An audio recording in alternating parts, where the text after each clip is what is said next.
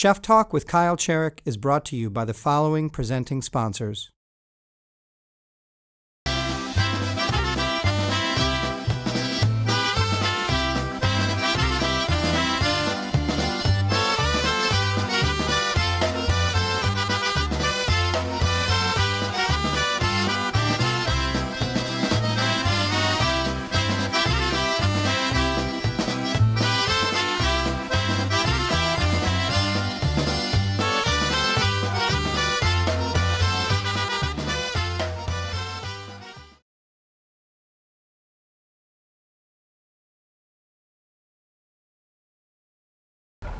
For this Chef Talk with Kyle Cherek, I sit down with Chef Dan Schmitz of Banzo in Madison, Wisconsin.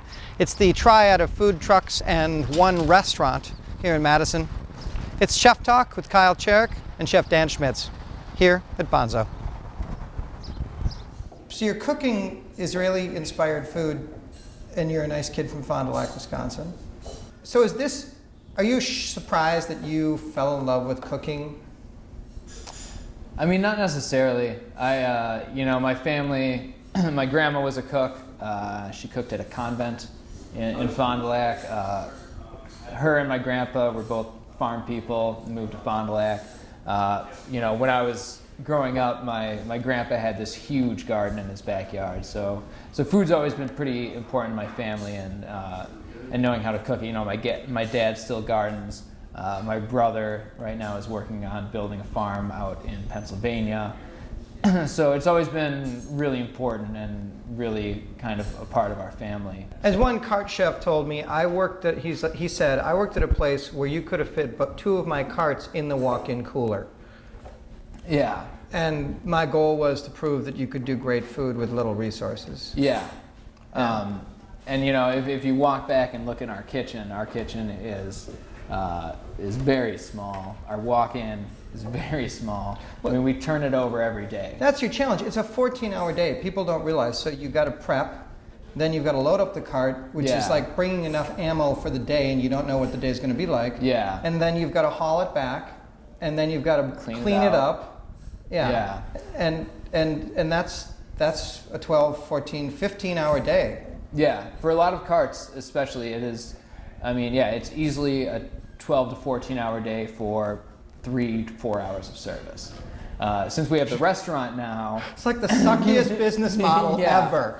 Since we do have the restaurant now, it's kind of, we've been able to streamline a lot of those processes. Yeah. So they come back, they unload it.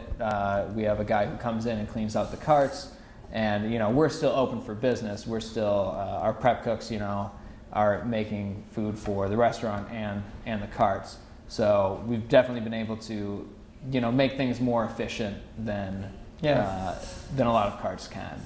You left and came back, which I think is so key, and you went out to New York, big food town.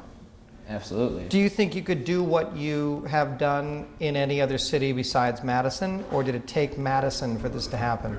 I mean, but your story, like, could you have gotten the chef job, the nod to be a notch up in any other town, do you think? No, it was kind of the perfect storm. I knew Natalie and Aaron when they were starting the business. I had been cooking. Most other people, if they hadn't have known me previously, probably wouldn't have taken a chance on me. And here's to that. Yeah. So, I'm very grateful for them for rolling the dice and saying, I think Dan's going to work out, and it did. But I think you probably said to yourself, this is my shot, don't blow it. Absolutely. Like, when they asked me to do it, I was almost giddy. I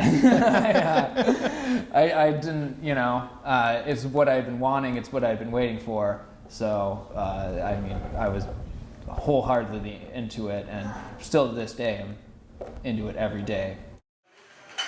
Party fillets, 1 is rare.